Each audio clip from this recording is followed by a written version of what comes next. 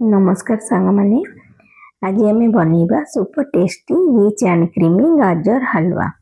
ये रेसिपी बहुत इजी, घरे ही परफेक्ट हलवा बनी जीवो। चलंतु आज रेसिपी स्टार्ट करिबा। एठी गाजर हलवा करिया पई मु प्रथमे 1 केजी गाजर नेची आ एठी मु लाल रंगर गाजर नेची। लाल रंगर गाजर नेले कोन हेबो ना हलवा रे कलरटा बहुत सुंदर आसी थाए आ लाल कलर गाजरटा खाइबा पई भी बहुत टेस्ट लागि थाए। एठी देखंतु गाजर प्रथमे मु सब चोपा छड़े नउची। चोपा छड़ेला परे तार तळ ऊपर पार्टटा काटिकी अलगा करि नेबी। ए पार्टटा टिके हार्ड पड़ी थाए से पई ताको काटिकी अलगा करि नेबी। देखंतु सेम प्रोसीजर रे सब गाजर को सेमती चोपा छड़ेला परे तार तळ ऊपर पार्टटा काटिकी अलगा करि नेबी। आपण जेबे भी गाजर हलवा करिवे सब लाल कलर गाजर रे ही करिवे, देखिए बहुत टेस्ट आ भलो हलवाटा भी बहुत भलो हेबो।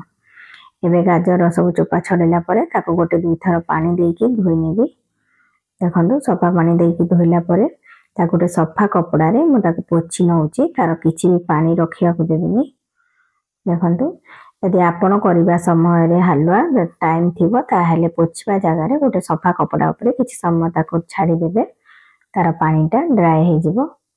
तापरे ताको ग्रेट करि नेबे। एठी देखनु मोटे ग्रेटर नेची, ग्रेटर रे सब गाजर को ग्रेट करि नउची। गाजर सब को मु कोरि नेबी। एबे देखनु गाजर सब मु कोरि नेची। एठी 1 केजी गाजर पई मु 1 लीटर क्षीर नेची। ए क्षीरटा मु टिके गरम करि नेची। आउ 1 कप चीनी नेची। एटा ग्राम रे 200 ग्राम रो चीनी नेची। 4टा गुजराती नेची। आउ किछि ड्राई फ्रूट्स नेची।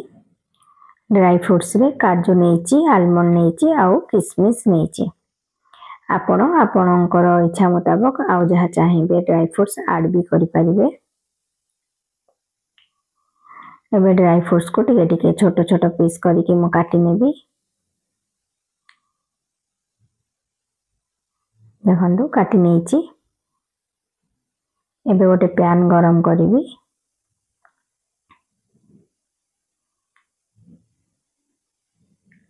पैन गरम हैला परे मु 2 बड़ चम्मच देसी गुआ घियो देची। गुआ घियो रे ही ई हलवाटा करिले भलो लागे।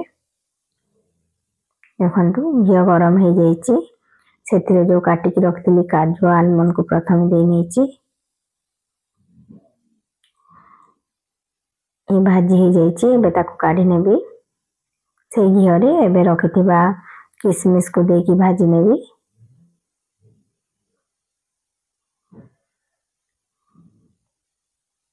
किशमिश भी भाजी हे जाईची, ताको भी काढी नेबी।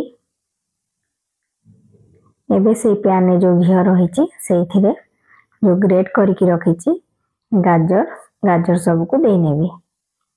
गाजर को देला परे फ्लेम से मीडियम रे रखिबी।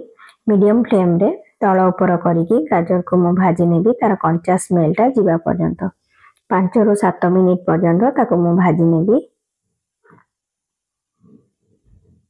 देखंतु 7 ରୁ 8 मिनिट परे गाजर कलर केमदी चेंज हे आसलानी।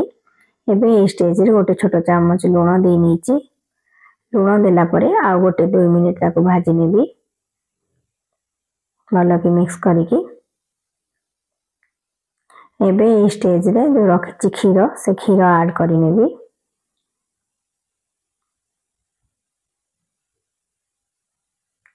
क्षीर ऐड कला परे कंटिन्यूअसली ताको तळ ऊपर करके ताको एबे सिझे नेबी। क्षीरटा पूरा 80% रिड्यूस हेबा पर्यंत मु ताको सिझेबी।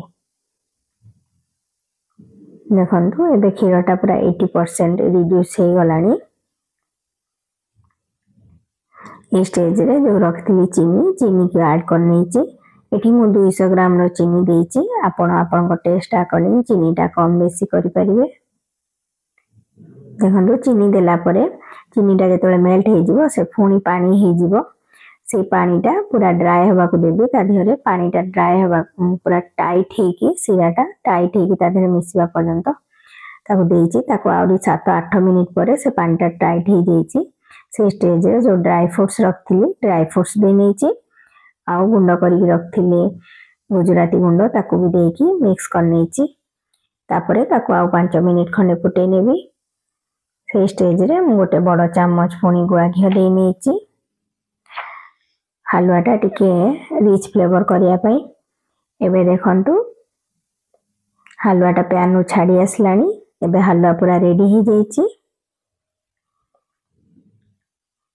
हमर गाजर हलवा एबे पूरा रेडी गरम गरम सर्व करंतु एटा विंटर स्पेशल डिजर्ट आपन को ए रेसिपी केमती लागला मते कमेंट सेक्शन में जणैबे जदि मोर वीडियो भल लागथिबो तबे प्लीज वीडियो को लाइक करिवे शेयर करिवे हमर चैनल रे नुआ थिले चैनल को सब्सक्राइब करि नेबे पुणी आसबे गोटे नुआ वीडियो सहित रहिली नमस्कार।